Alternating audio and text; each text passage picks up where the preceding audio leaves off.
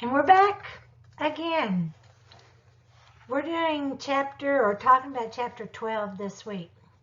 And in my never-ending skipping around. But this time it's about organizing for instruction whenever you are teaching reading and writing across the curriculum.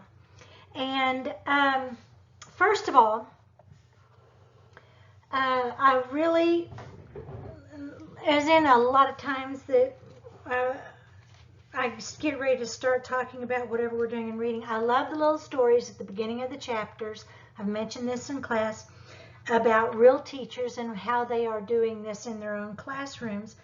And in this particular chapter, they're talking about third graders in Mrs. Zumwalt's class, and she is teaching reading and writing in the content areas in her third grade class through multi-genre projects.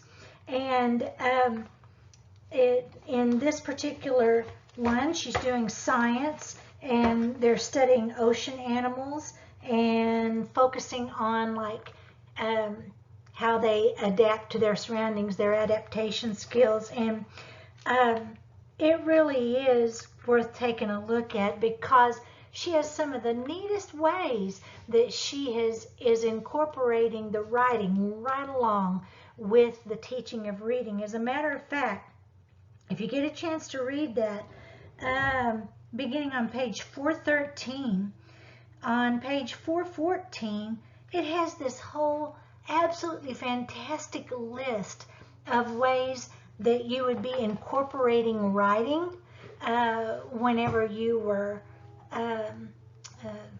like teaching a particular topic from a textbook or even from nonfiction text. For example, it talks about using acrostics, biographical sketches, the double entry journals or the writing journals that we've talked about before. If you're doing a double entry, those are kind of cool because on one side you might be writing down or you might have the students writing down actually what you guys are reading about or what you're going over in class, but on the other side they write down their own thoughts or what they make of it, what they've learned from it. So it's a really good comprehension activity. It talks about kids doing open mind portraits, the I am poems, different things like that that, by the way, as I mentioned last week, are all explained in very easy terms in that compendium in the back of your book.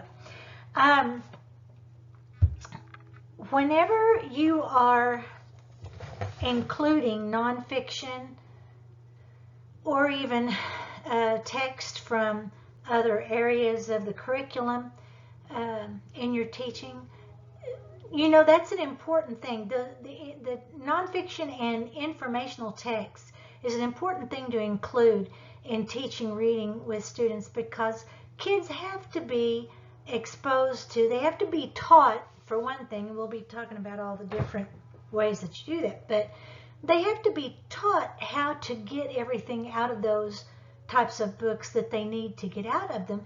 And think of it in terms of this. If you are not working with them on reading informational type text, they're never going to get to the point where they could read instructions to put something together, read a how-to book. Different things like that go right along with teaching them how to read out of a textbook. So you have to think about those things. I've put in here for you to be sure to look at page 415 because on page 415 of your text, let me get over there.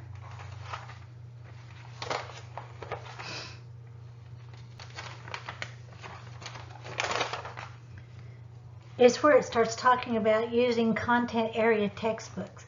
Now, just so we're clear on this, I've added in here that content area textbooks are what we're talking about when we're talking about social studies or science or any of the other content areas.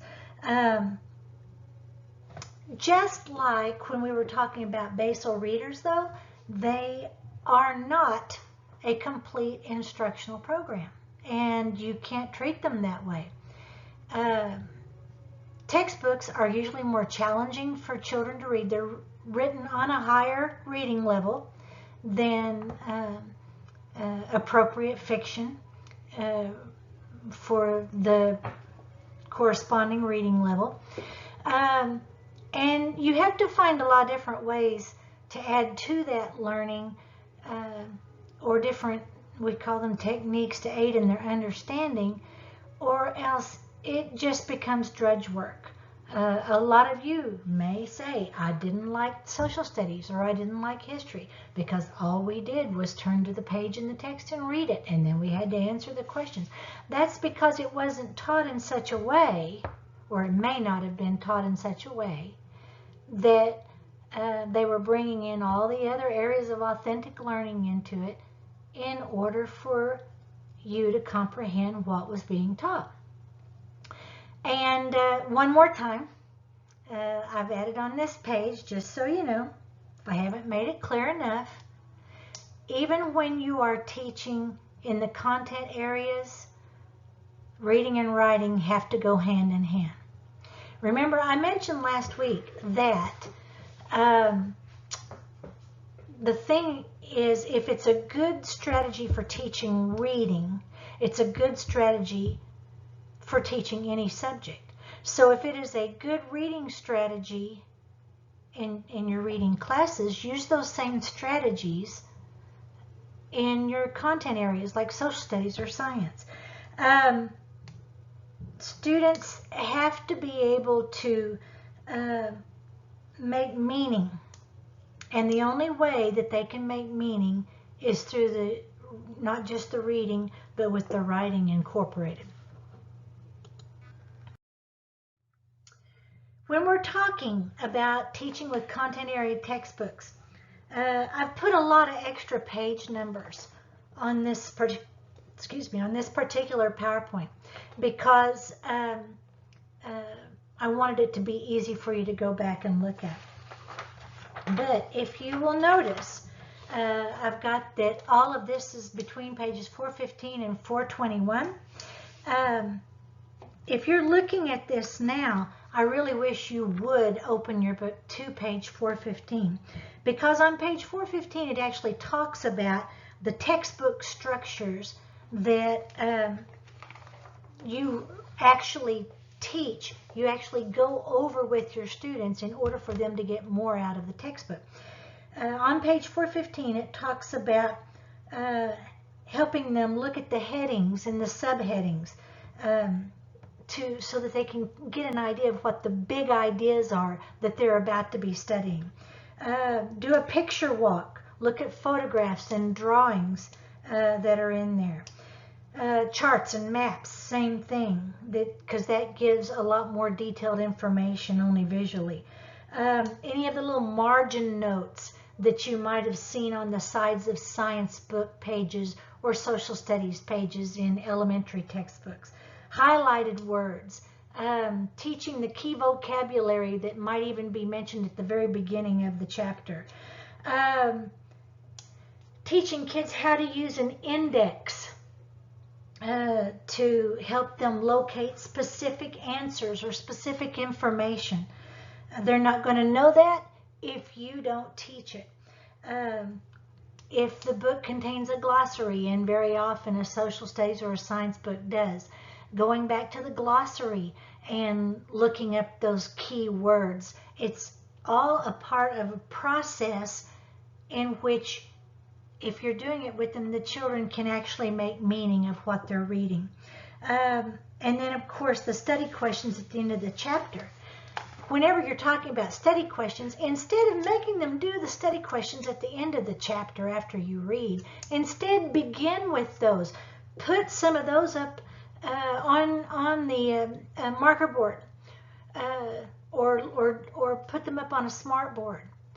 because then they have a purpose for reading. It is setting a purpose for their reading, and they are looking, they're like detectives in those textbooks trying to hunt for the answer.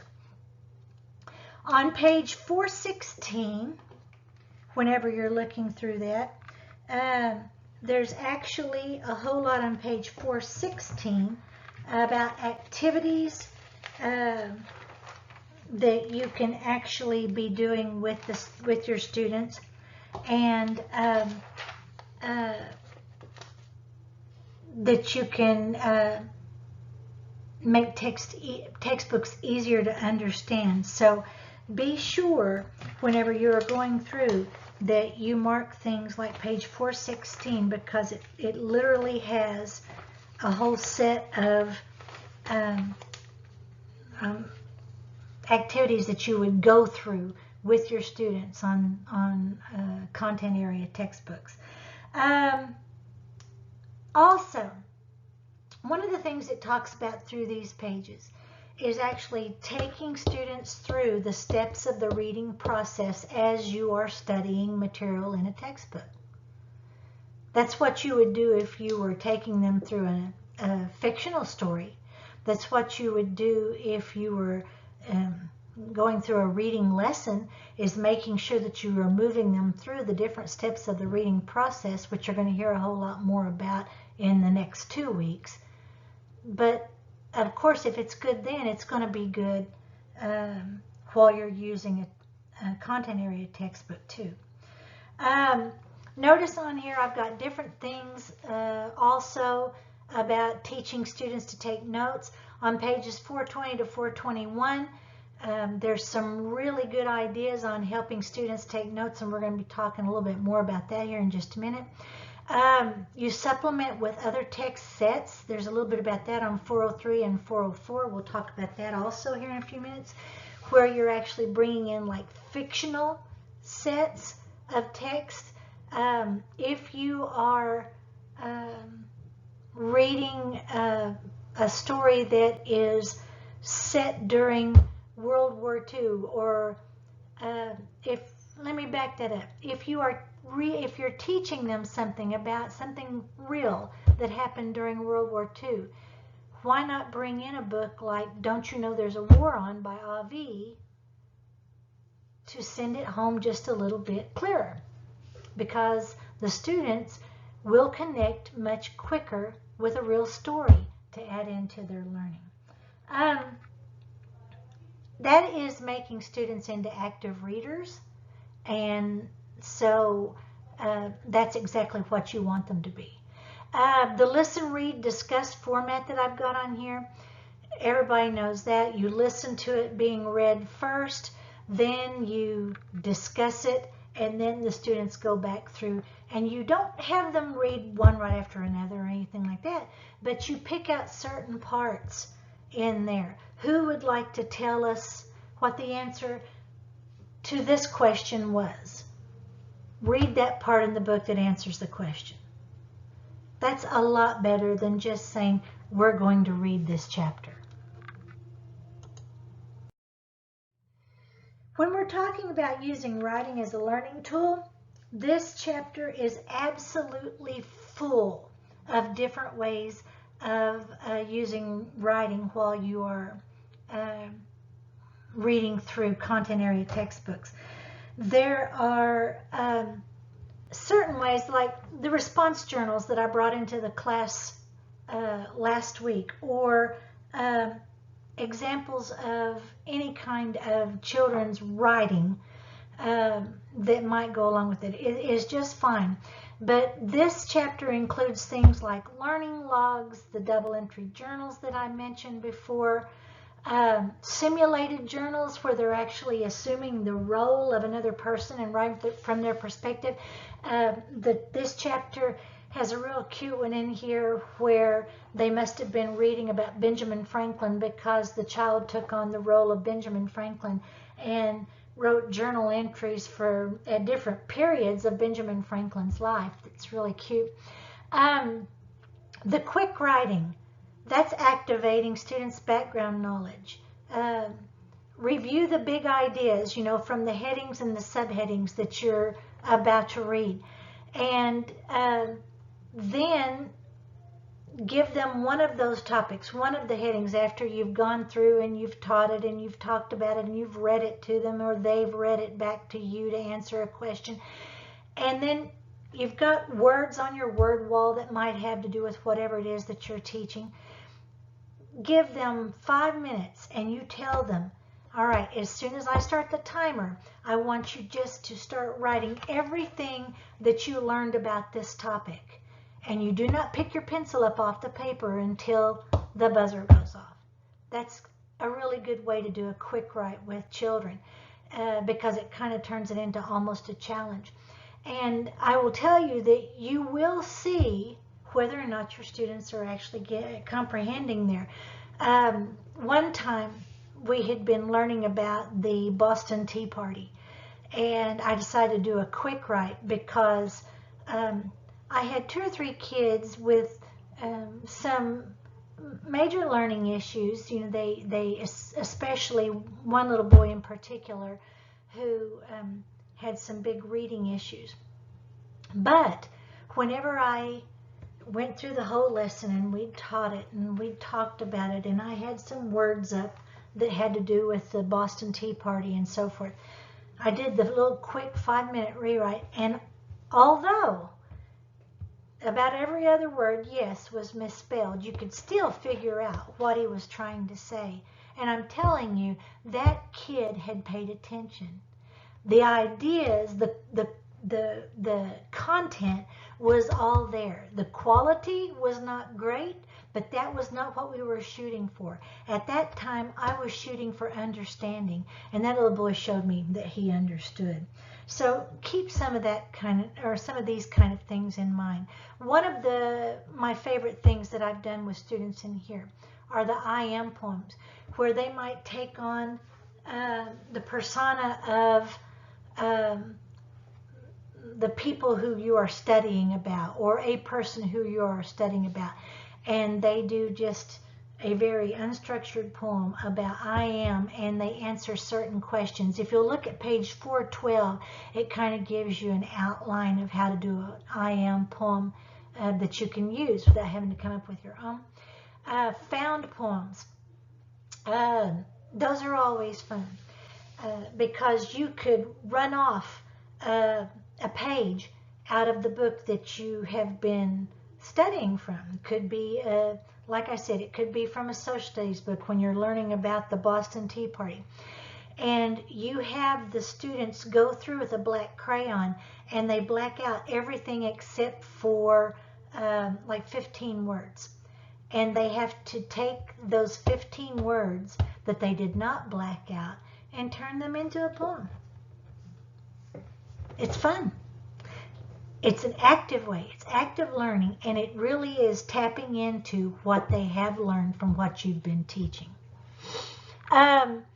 I do want to bring up WebQuest because on page 366 and 374 in your textbooks it talks about WebQuest, and in your literature units that you're putting together for this class,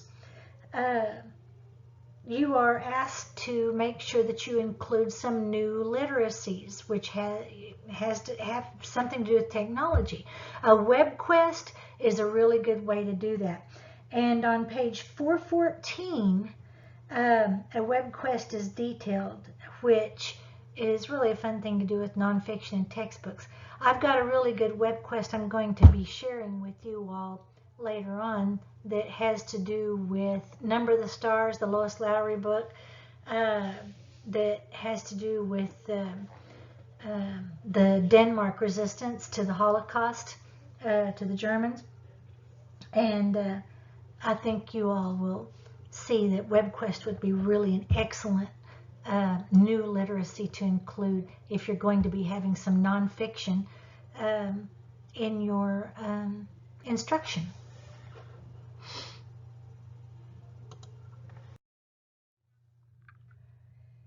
When you are studying content area textbooks, As I mentioned earlier, there are some very specific things that the students should be going through. And on this week's items in your Blackboard that I'm wanting you all to look at, I've even included an anchor chart that kind of helps you with non-fiction text structures, how to teach them. It kind of goes along with this. But you do need to set purposes for your students. Activate that background knowledge. Make sure that you're trying to connect with something that they already know. Very often, whenever you are teaching in the content areas, you're actually building on something that you've taught previously. So help them connect that way. Explore the vocabulary. Teach those vocabulary words at the beginning of the chapter or the ones that are highlighted throughout the chapter. Look at the title. Look at the subheadings in there and restate those big ideas in their own words. There's some activities in the Saravallo Strategies book, by the way, that goes right along with these different study habits that you should help the students develop whenever they're reading content area texts. Whenever they kind of have the idea or the big ideas that you're going to be talking about it, then be going back through and asking them, what do we know about this from what we've just read? Have them ask their own questions. Even begin the reading with their own questions that they want answered just from doing the little picture walk or looking at the graphs in the chapter or anything like that, or the subheadings. Have them make up 2 or 3 of their very own questions where they are having to go through and answer them. Do the quick writing. There's also a thing, as I mentioned earlier, you can do a QAR, question-answer relationships with them. It's kind of an easy way of getting them into the habit of where they know that the answer they're looking for is right there on that page. The lower level of Bloom's taxonomy, for example, the basic knowledge level, it's kind of between the lines. It's in that synthesizing, analyzing categories of Bloom's taxonomy, just a little bit higher, or beyond the information provided in the text, where they have to make their own judgments, their own evaluations on it after they've already been reading it.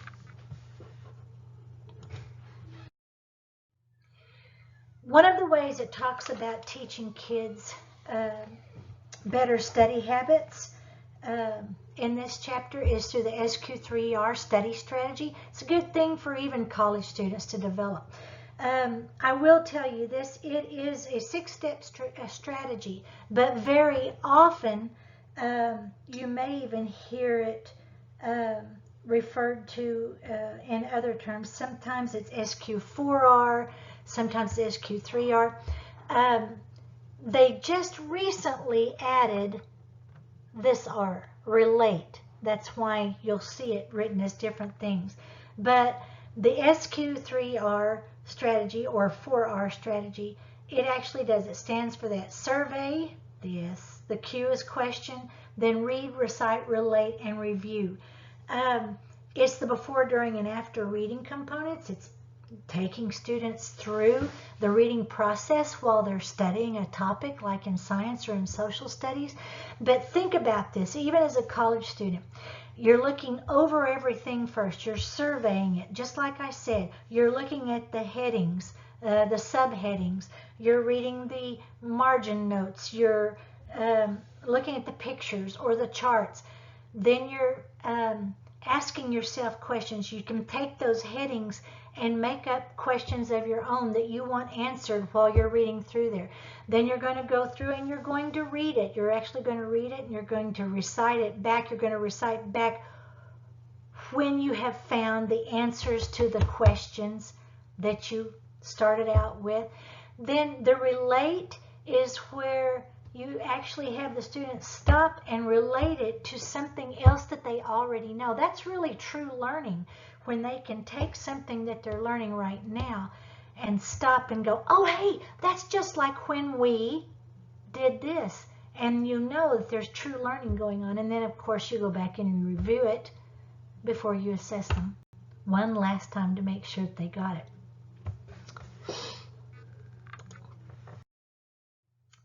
Whenever you are using textbooks, you add to textbooks. Remember, I told you that it is not in and of itself the only thing or the only way of teaching. You have to add more to it. On page 403, it talks about using text sets. That could be any set of books, any other authentic children's literature that you bring in to use it. Turn what you are teaching into a thematic unit. If we were talking about the Revolutionary War in social studies in 5th grade, I just turned it into a whole thematic unit where I was picking out fictional children's books to read during reading. Our spelling words or our words that were going on the word wall would have to do with what we were studying. I would even come up with math problems that incorporated the whole concepts that we were doing. In writing, we might be putting together a class ABC book of terms for the American Revolution, because A could be for Ethan Allen, B could be for Benedict Arnold, and so forth and so on. Different people or different things that were happening during the Revolutionary War. And then the kids would have that ABC book in our own little classroom library to come back and look at for the rest of the year. I also wanted to mention in here that collect magazines to help you. Especially if you're going to like cut out pictures and so forth. There's some really good kids magazines. Most of them are online now, but two of my very favorites, there's a bunch of them mentioned actually in this chapter, but two of my very favorites has always been Kids Discover for Science and Cobblestone. Cobblestone is a fantastic kids magazine, which it's only found I think online now. I don't know if they still do the paper copies, but they are fantastic extra text that can be brought in whenever you're teaching using content area textbooks. On 403 to 404, it mentions mentor text. Use familiar stories. I've mentioned this before, that I didn't use the Basel readers very often. But if there was a story in the Basel reader that had to do with whatever theme we were on, say the Revolutionary War at the time, then go in and use those stories. Bring in others. Use poetry, for goodness sake. Let the kids come up with like poems for two voices. One of the best ones I've ever seen had to do with Andrew Jackson. You know, Andrew Jackson is the one he was the president who signed the Indian Removal Act in, I think, 1835, 1836, somewhere in there, and basically started the whole Trail of Tears movement for so many tribes as they were headed westward. Well,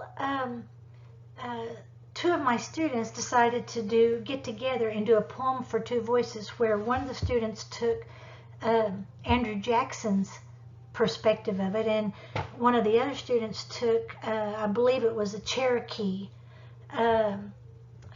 American's perspective of it, and they created this beautiful back and forth poem for two voices that's even mentioned in this particular chapter.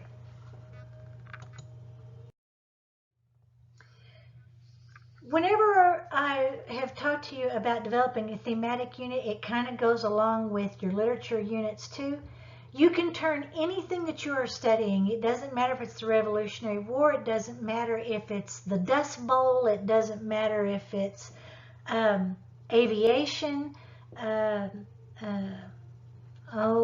recycling. It could be like in this chapter where the kids are talking about like sea animals or sea habitats.